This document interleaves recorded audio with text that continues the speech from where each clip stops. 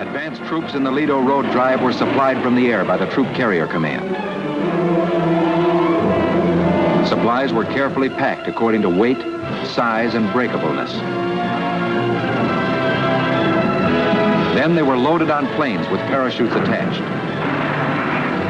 Now to find the men hidden in the jungles that needed these supplies.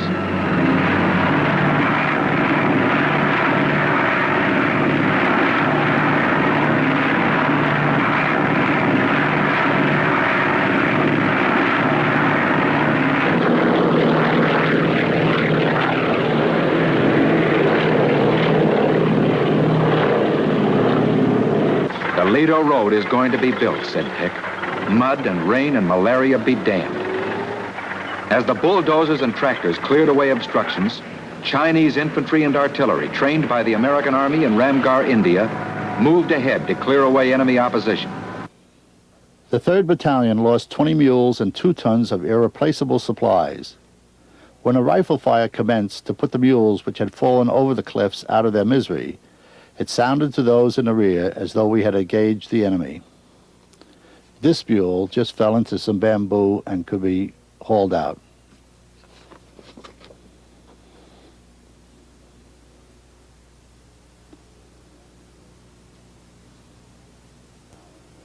The mule skinners did everything in their power to help the mules with the climb.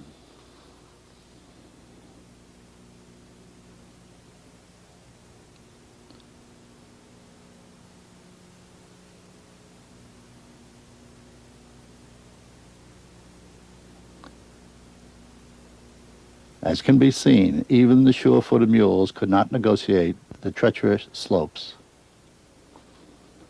Each mule had to be unloaded and their burdens taken over by men.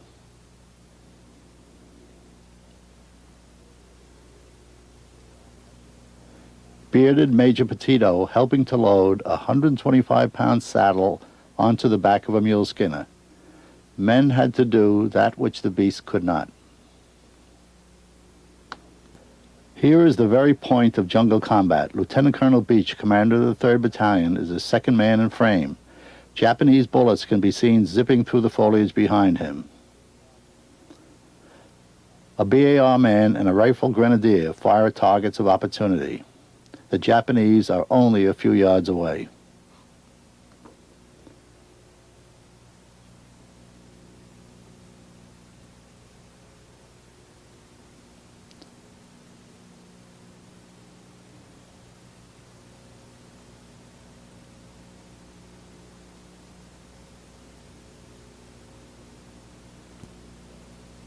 This airdrop parachute shelter was the Burma equivalent of a first-class medical facility.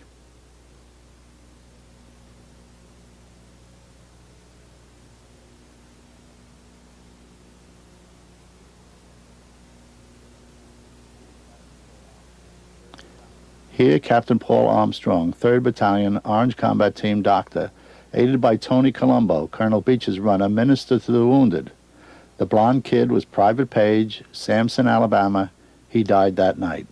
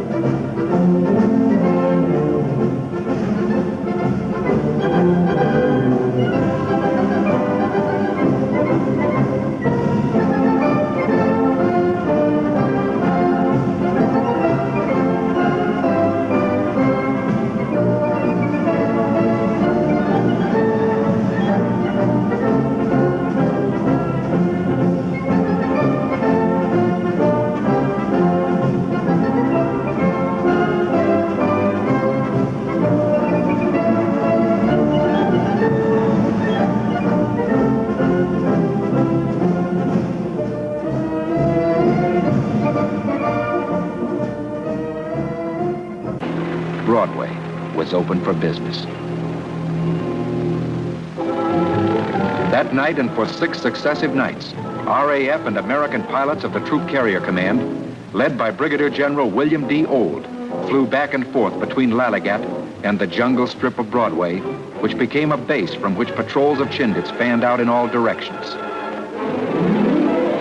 With the arrival of RAF Spitfires and American P-51s on Broadway, air protection was made available to cover operations. But the enemy struck back. 8 days after our troops had landed, Broadway was attacked by Zeros in a series of raids.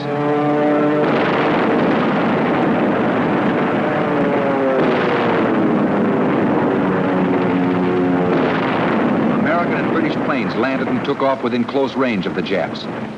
The enemy succeeded in capturing the far end of the field, but were held there by Allied ground and air fighters, their wings armed with bazookas.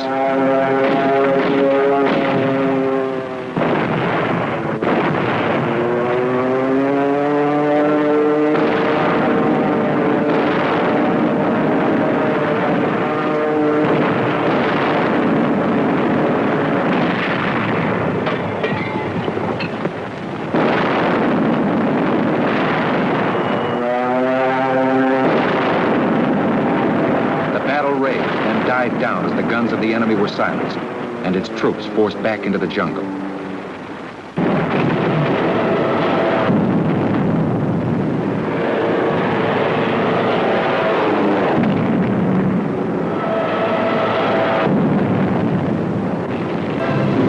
Over the air went 2 words: cafeteria lunch.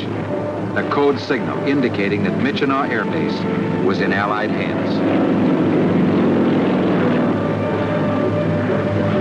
Within 1 hour of its capture, gliders flew over, bringing engineers to repair and improve the field. They floated down to make rough and dangerous landings under fire from the town.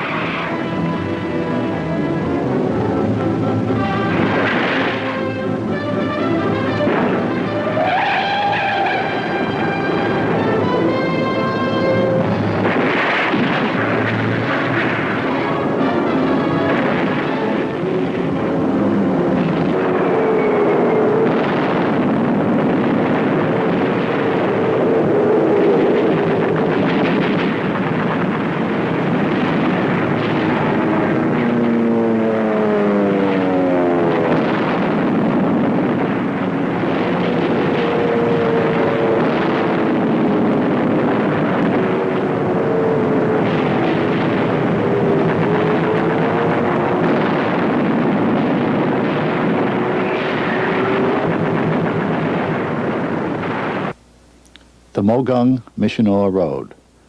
The wounded and the diseased walked. When malaria was contracted, a soldier was expected to, quotes, walk it out.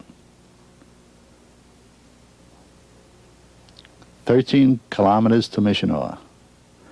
The horses and mules were dying on their feet from utter exhaustion.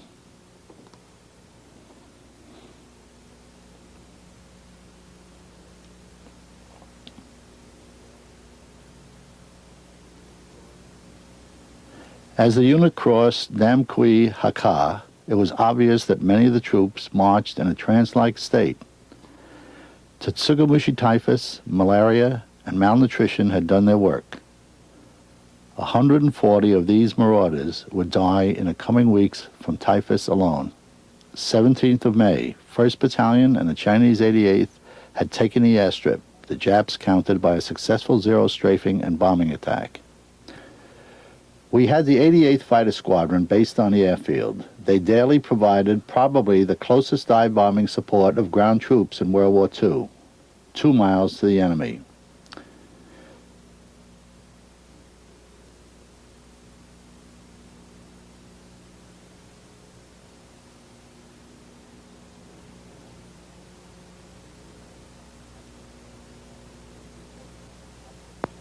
They flew P-40Fs, obsolete even then. They furnished close and dedicated support to hard-pressed Chinese and American attackers. Those 250-pound demolition bombs can be handled in this cavalier manner, since no fuse or detonator has been attached as yet.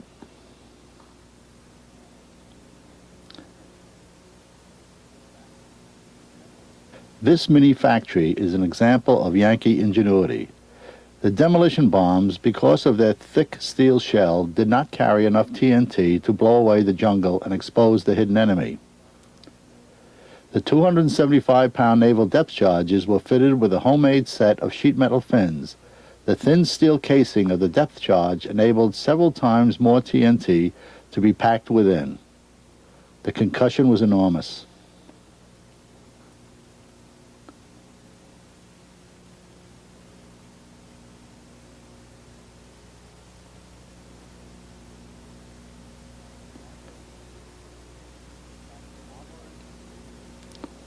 The armorers of the 88th moved from factory to dive bomber.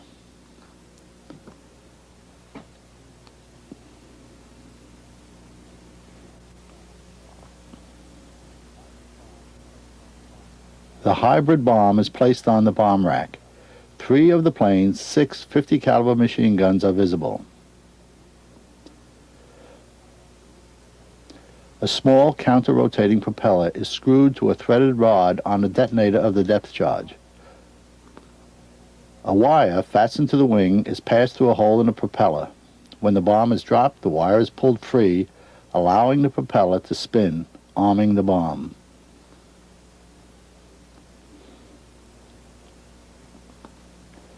At the mission briefing, the commanding officer checks the target coordinates with the other members of the flight.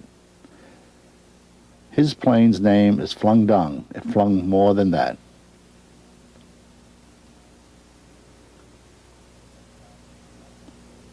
One of these pilots was shot down later on, fell into the hands of the Japanese, and was killed.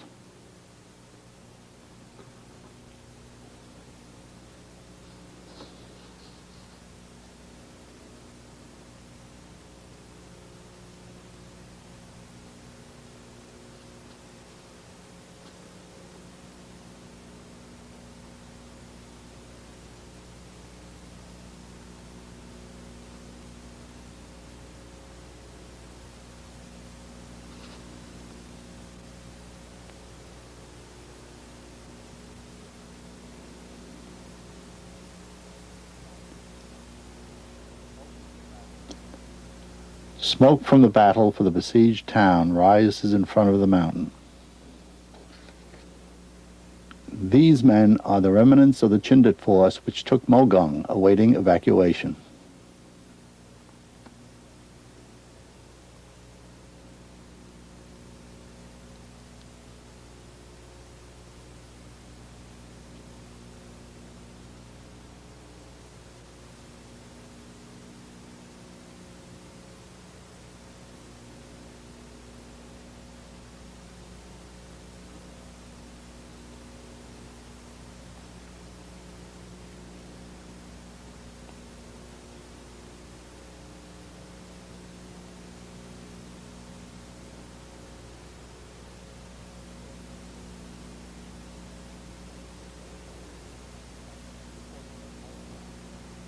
The P-40s make one climbing turn and are in position to make their run.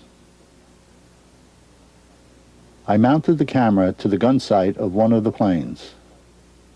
Smoke shells fired by the infantry delineate the target for the P-40s.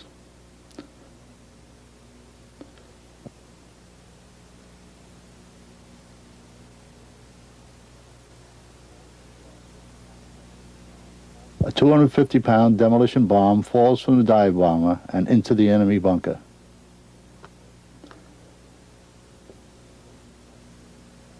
This was a close support mission.